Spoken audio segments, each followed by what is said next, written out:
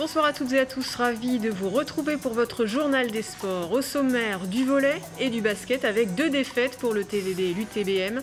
Le Chambray-Touraine handball qui continue sur sa lancée en Coupe de France et un concours de dunk au jeu de paume à Blois.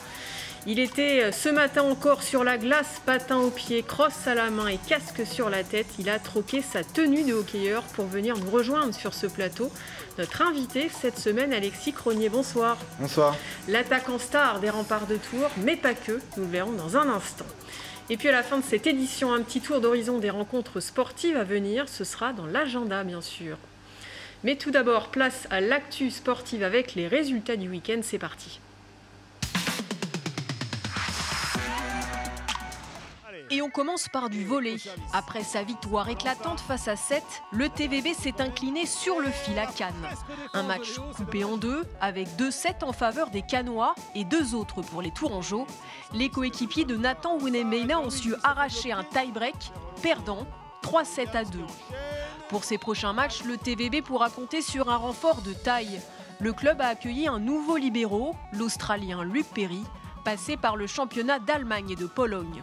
Chez les filles en handball, une défaite à domicile face à Nantes la semaine dernière en championnat, mais une belle victoire à Mérignac en Coupe de France, 25-20. L'objectif des 8e de finale est atteint. Les joueuses de Jérôme Delarue sont premières de leur poule. On poursuit avec du basket. En déplacement sur la côte vendéenne, l'UTBM s'est fait surprendre. Les basketteurs se sont retrouvés face à un mur défensif. Difficile d'approcher la raquette adverse et défaite face au Sables d'Olonne 77-74. Et puis un peu de spectacle pour finir avec un concours de dunk au jeu de paume à Blois. Le jeune Sia Plocoste de l'ADA s'est illustré parmi d'autres. L'arrière blésois d'1,92 m a fait le show pour le plus grand plaisir des spectateurs qui ont pu suivre cet événement en live sur Instagram. Vous suivez un peu les copains du volley qui s'entraînent pas très loin de vous ou pas? Ouais, j'ai eu la chance de rencontrer Nathan pour la boutique qui est sponsor pour le club aussi, Ultimate. Ouais. Et donc je les ai rencontrés, on a rencontré des basketteurs aussi. Ouais. Donc c'est souvent, pas encore assez je trouve à mon goût pour les sports tourangeaux qu'on... Vous suivez un peu nous on se suit, moi qui suis ça tourangeau on se suit, mais je trouve qu'on pourrait encore plus se voir, quoi. C'est sympa. Bon, maintenant, on va s'intéresser un peu à vous, Alexis, et à votre sport, le hockey sur glace, qui reprend enfin.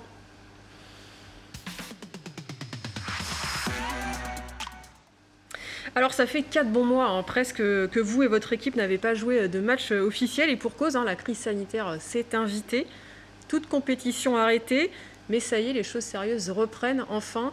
À la fin de la semaine, vous allez avoir votre premier match de reprise sous une forme un peu différente. Expliquez-nous un peu ce championnat nouvelle formule. Ouais, voilà, c'est ça. La Fédé a travaillé avec les clubs et les présidents pour pouvoir relancer la saison.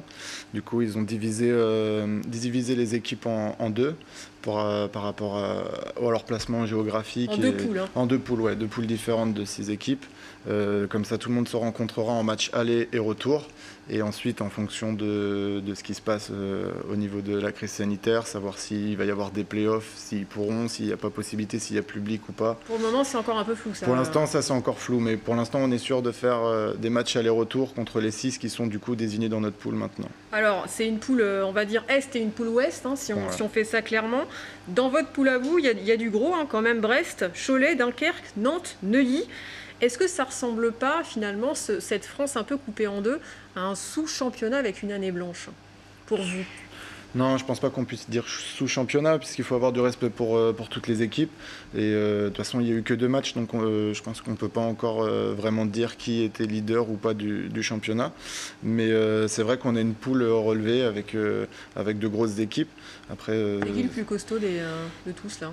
Honnêtement, vous avez le plus peur? Ouais, non, j'ai peur de rien ni de personne quand c'est à des équipes adverses. Mais après, c'est vrai que faire des longs déplacements à Brest ou à Dunkerque, ça va être compliqué quand même. Ouais. Alors justement, là, vous n'avez pas joué pendant plusieurs mois. C'est quoi le plus dur quand on reprend la compétition? Est-ce que c'est, on se doute que le moral il est au top, mais est-ce que c'est plutôt le côté physique? Qu'est-ce qui va être le plus dur? Le côté physique, il ne va pas être si difficile que ça, puisqu'on a quand même eu pendant la période où les matchs se sont stoppés, nous, on a continué à travailler énormément. On a eu seulement 2 semaines de break, incluant Noël et le Nouvel An. C'est un souhait du coach et du préparateur physique de nous maintenir en forme en espérant que ça reparte. Et au final, c'est payant puisque ça repart. Donc, on verra ensuite. Vous êtes hyper impatient de reprendre, ouais, j'imagine. Par contre, ça, c'est sûr qu'on a hâte. Ouais. C'est aussi un peu une motivation supplémentaire de voir, vous allez jouer contre des gens qui ne sont pas vos coéquipiers d'entraînement finalement. Oui, c'est ça. Parce que votre coach qui était venu sur notre plateau, il était un peu dépité en fin d'année dernière. Il nous dit ouais, j'ai pas de calendrier pour le mois de janvier. C'est ça qui était Là, vous compliqué. en avez un. Ouais. C'est motivant aussi de jouer contre d'autres équipes que vous connaissez pas forcément du coup. Ouais, voilà, c'est ça. Là, on joue contre le premier match, on va jouer contre Cholet. On a joué 2 fois en match amical fermé sans public. Mais non, là, ouais, c'est clair qu'on va retrouver en plus le dynamique du championnat, quoi, surtout. Donc ça va être impactant. Va pas y avoir de cadeaux comme peut y avoir en match amicaux, quoi. Les remparts, c'est un peu toute votre vie. Hein. Vous avez fait la formation au rempart, vous êtes parti 2 ans à Angers, vous avez un oncle, des cousins qui sont hockeyeurs, un papa qui est footballeur professionnel. Vous avez des envies de carrière autre que Tours, vous avez 26 ans, vous êtes tout jeune. Envie de carrière autre que Tours, oui. Pourquoi pas. Mais après, c'est vrai que je suis énormément attaché au club, à la ville. C'est vrai qu'ils m'ont énormément donné étant jeune et je cesse de vouloir leur redonner.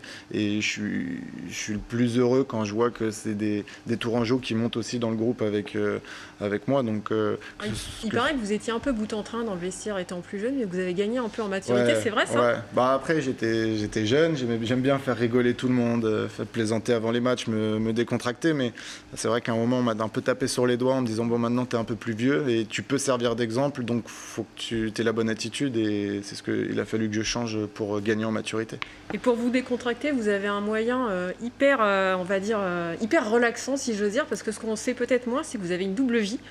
Alexis Cronier, hockeyeur, mais aussi cette double vie, c'est ça, on va regarder tout de suite. Flingué, tac, tac, tac. T'arrives dans ma surface, je te tac, tac, tac. Je prends les bières, toujours chez le pack, pack, pack. Et je m'en fous si demain je suis pas tac, tac, ok. Il s'est fait flinguer, tac, tac, tac. T'arrives dans ma surface, je te tac, tac, tac. Je prends les bières, toujours chez le pack. AC15, c'est votre nom de rappeur. Ça vous vient d'où cette passion pour la musique et le rap?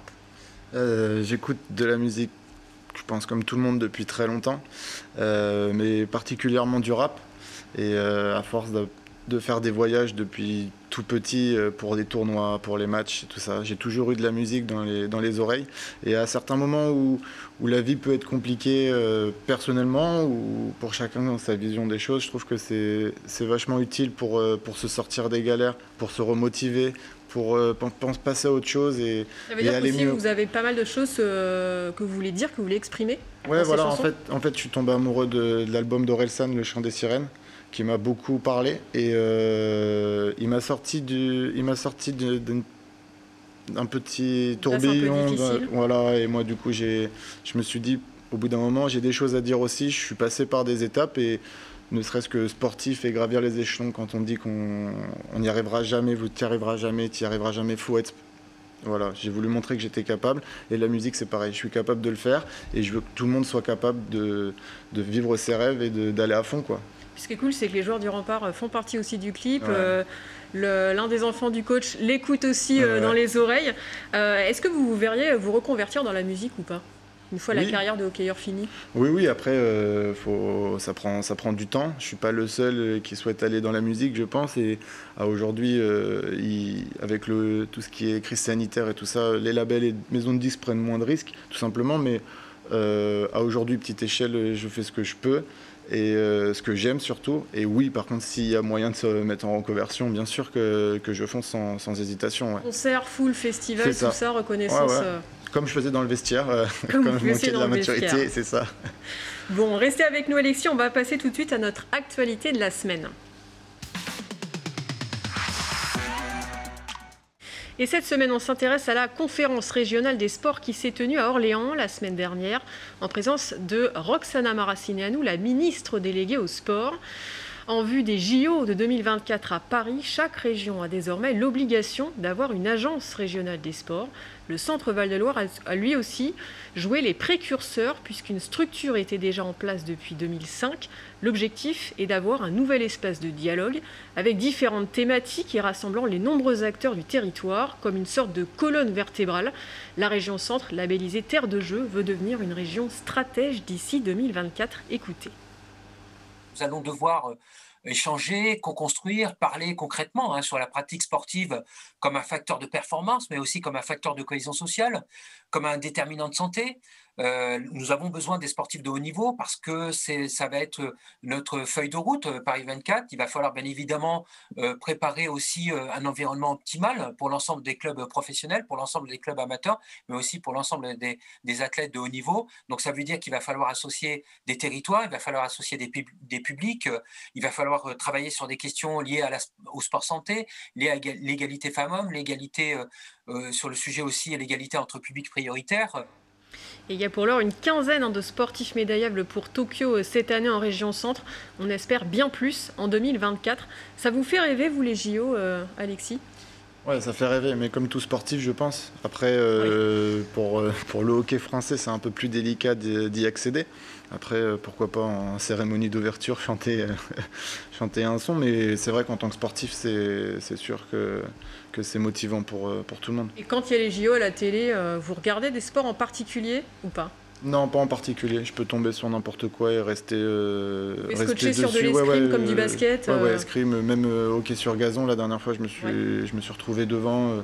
J'aime bien regarder le sport à la télé. Après, il y en a qui se regardent mieux que d'autres. Mais comme les JO, c'est tous les 4 ans, c'est pas souvent. C'est vrai qu'on reste fixé sur. Il y a une ambiance, il y a des enjeux particuliers. Ouais, c'est ça. Puis c'est la France. C'est la France, simplement. C'est la France, on est français de cœur, forcément. Allez, sans transition, on passe au programme de la semaine et du week-end à venir. Un programme très riche. Regardez, c'est dans l'agenda tout de suite. En basket, l'UTBM reçoit Dax mardi à la salle Montconseil de Tournord. Début de la rencontre à 20h à huis clos. L'ADA recevra Quimper au Jeu de Paume à Blois dimanche 31 janvier. Match diffusé sur France 3 à 15h20. En handball, les Chambrésiennes accueilleront Metz mercredi soir à la Fontaine Blanche dans le cadre de la 13e journée de championnat. Coup de sifflet à 20h. Du volley avec le déplacement du TVB à 7 samedi pour son match retour. Les Tourangeaux devront confirmer leur match aller, gagné 3-7-0. Et puis bien sûr du hockey sur glace, les Remparts qui recevront les Dogs de Cholet pour leur reprise ici à la patinoire du Palais des Sports de Tours. Match prévu samedi 30 janvier à 19h. Le journal des sports, c'est déjà fini. Merci Alexis d'avoir été notre invité pour ce nouveau numéro 100% sport. La semaine prochaine, vous retrouverez le frétillant Romain Delville à la présentation. Bonne soirée, ciao.